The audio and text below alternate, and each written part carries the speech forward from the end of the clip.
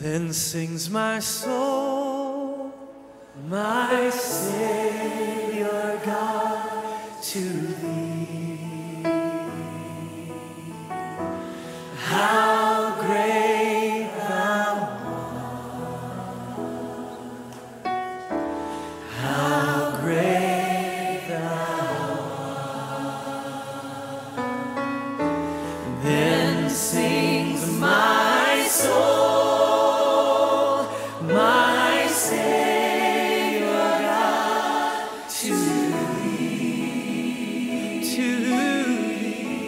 how great thou art, how great thou art.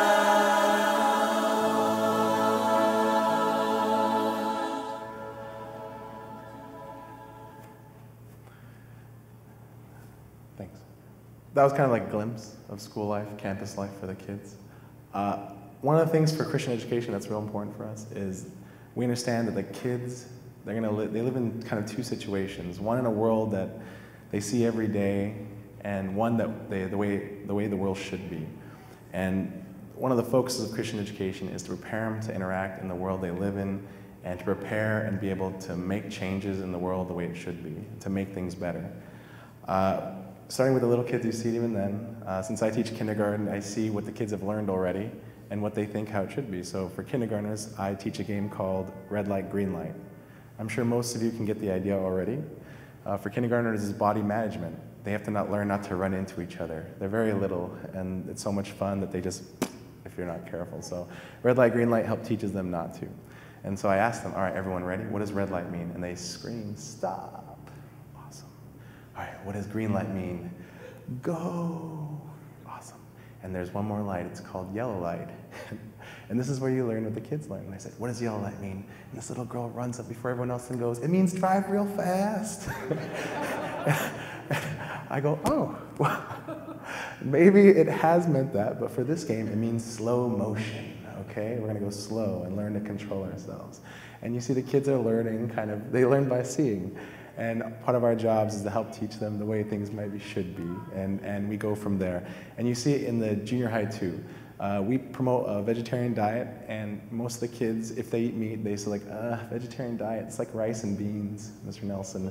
And I keep telling them it's a little more than that. And so we ended up having the version of an Iron Chef competition, but I called it Science Chef because I didn't want to get the Food Network after me. So we did an Iron Chef competition where they had to make vegetarian meals. And they had to be appealing, it had to be tasty, and it had to be within a certain calorie count, hold a certain amount of nutritional value. And they did it, and you have the kids afterwards. The one that won, by the way, was a lasagna. And usually the highest compliment someone who eats meat pays someone who makes vegetarian food is, that tasted just like meat. That's usually the highest compliment. And the kids, when they made it, it didn't taste like there was meat, it tasted just delicious. And the kids get to see that things can be different. They just don't have to be one way. They can be tasty, they can be good, and that's part of what we do at Glendale. We try to make sure that they get to see that things can be better, and they can be a part of that. A lot of times you hear kids say, when we grow up, we want to do this. When we grow up, we want to do that. And one of our focuses is you don't have to wait till you grow up. You can do it now. And that's basically one of our focuses. There's two verses that kind of go with this that I like. The first one is Ecclesiastes 7:12. It says, for the protection of wisdom is like the protection of money. And the knowledge, it's too far away. And the advantage of knowledge is that wisdom preserves the life of him who has it. Romans 12:2 goes along with what I just said. It says, do not be conformed to this world, but be transformed by the renewal of your mind, that by testing you may discern that the will of God, what is good and acceptable and perfect. We want the kids to walk away with being able to make good decisions, and those are decisions that lead towards God, and that's what Glendale is about, and that's what we're trying to let the community know. And we want you to be welcome to come and visit the campus. All you'd have to do is call and ask for a tour, and we would say, so if you want to take a look and just see what all your money that you guys give through tithe and offering and the subsidies that get paid to the school, we really appreciate it. We appreciate the trust you have with your kids and the kids of your neighbors and family members. And we just want to know that we are there if you guys need us, and anything we can do to help, we're here. So thank you very much.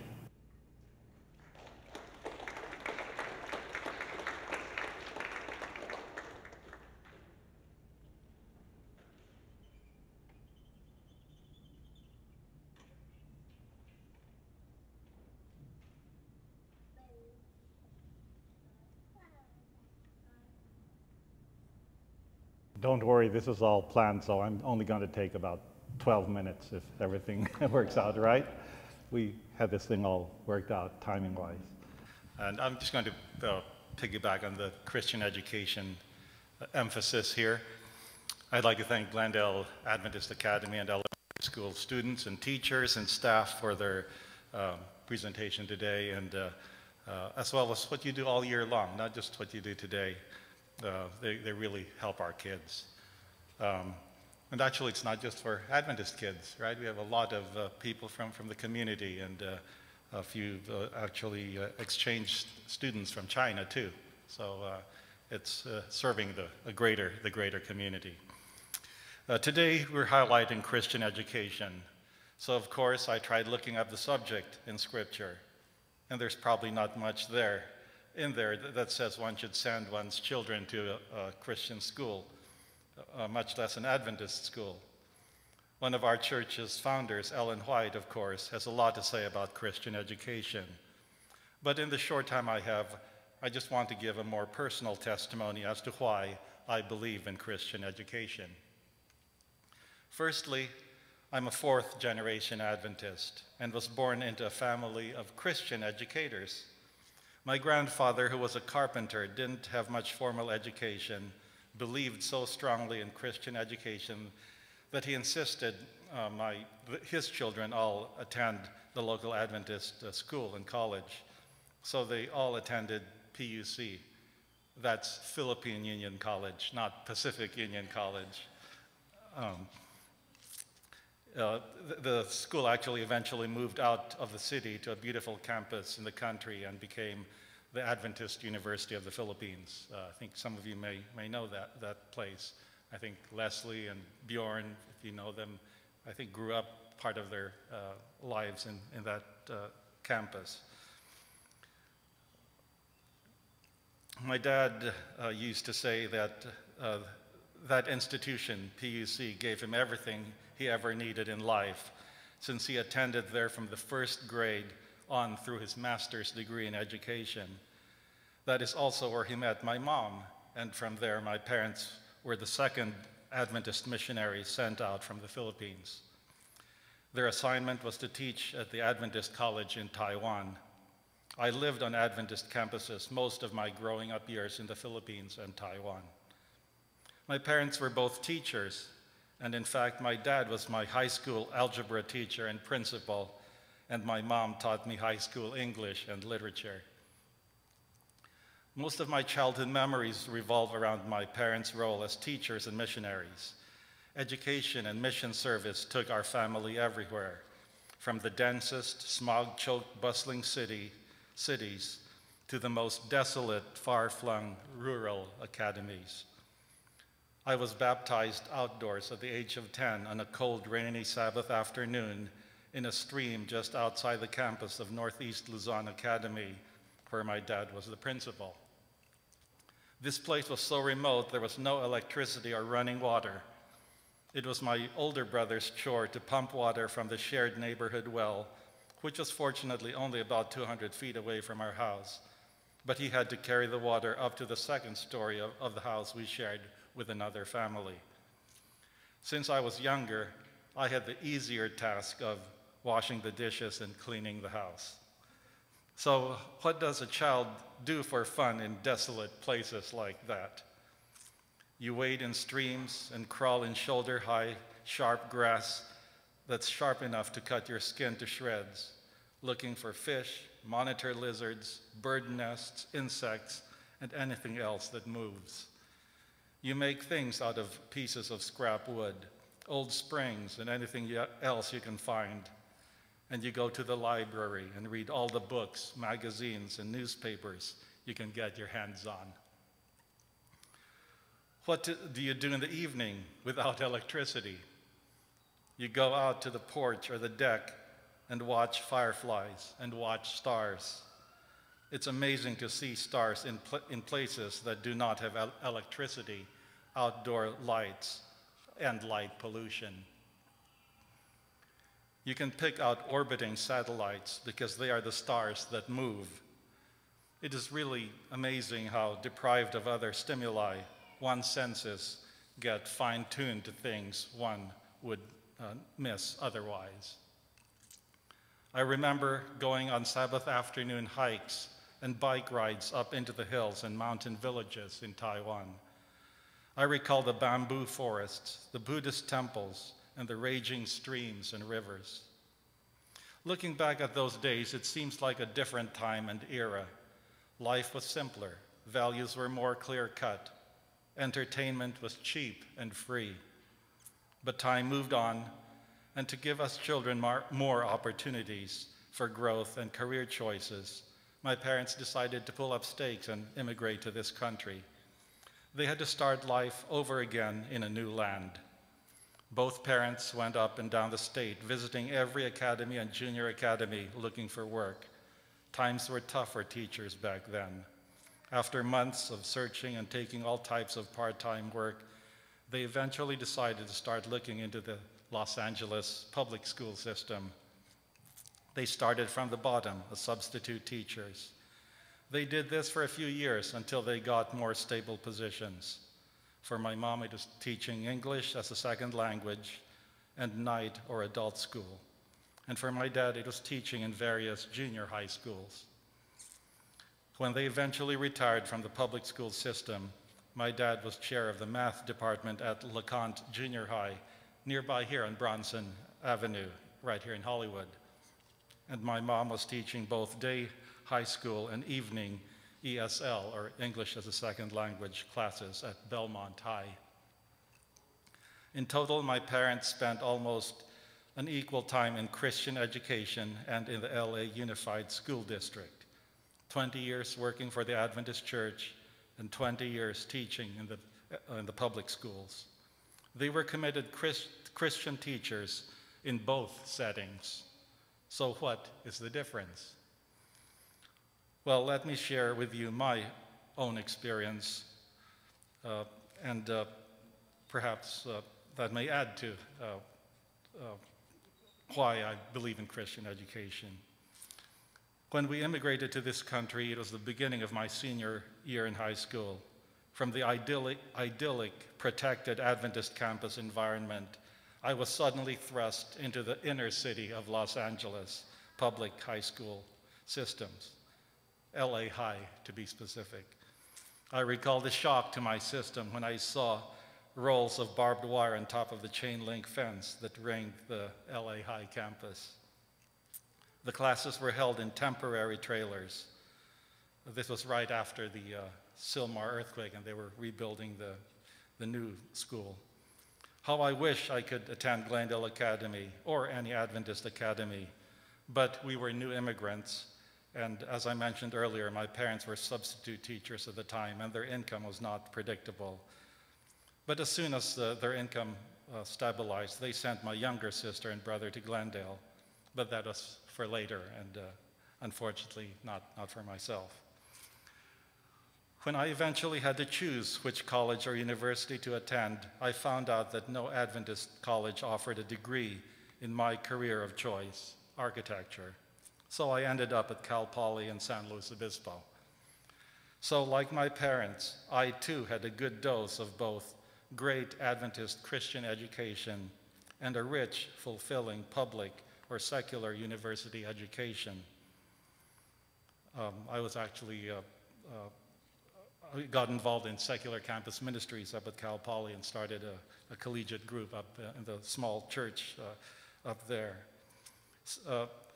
And I hope that in both settings, I too, like my parents, was a good, committed Christian.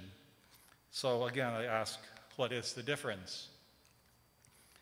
I would say that there is nothing in Scripture that says you should get an Adventist or Christian education. In fact, some of the most powerful stories of God's followers were those who studied in settings that were less than ideal and in fact were hostile to their faith. Joseph in Egypt, Daniel and his 3 friends in Babylon. So again, I ask, why a Christian education? When our own kids were of age, we asked ourselves the same question. There are many good options out there, both academically and with enriched programs in math, sciences, language, arts, sports.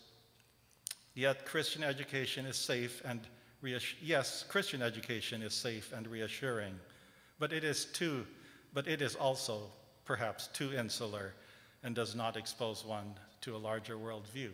At least that's what we were considering.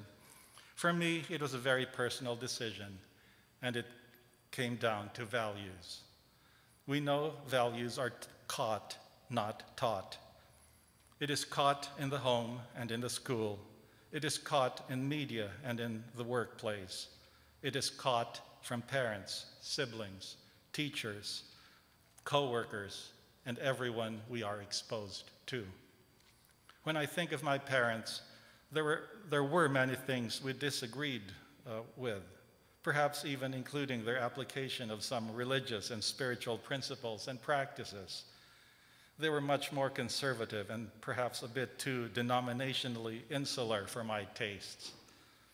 But what I did catch was their passion for service and their passion for God. It was their passion for students and for treating everyone with dignity and fairness. One of the most memorable things I remember about my missionary kid experiences was being woken up in the middle of the night. I don't recall the exact time, but it was way past midnight.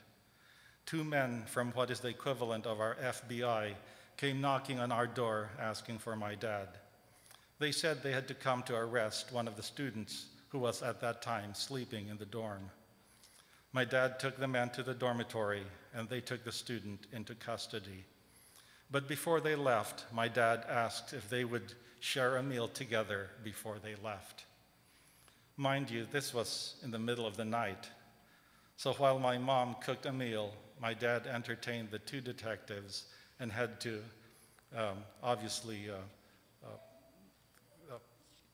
entertain the two men and the student. When it was time to eat, my dad asked if it was okay to release the handcuffs so the young man could eat with dignity.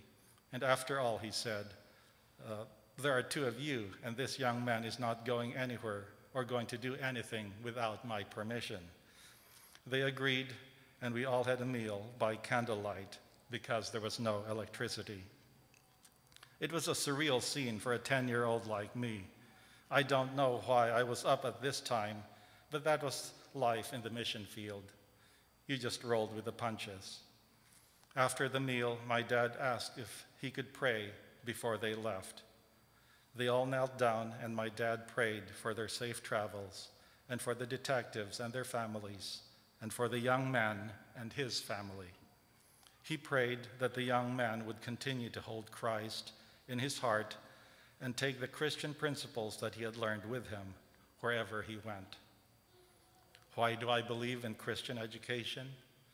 Because of commitment, passion, self-sacrifice, and the example of Christian teachers like my parents. Since then, I have witnessed many other similar acts of grace and love, even under the most trying of circumstances. Why do I believe in Christian education? It is because I'd like my kids and others to catch some of those values and perhaps pass them on to the next generation. Amen.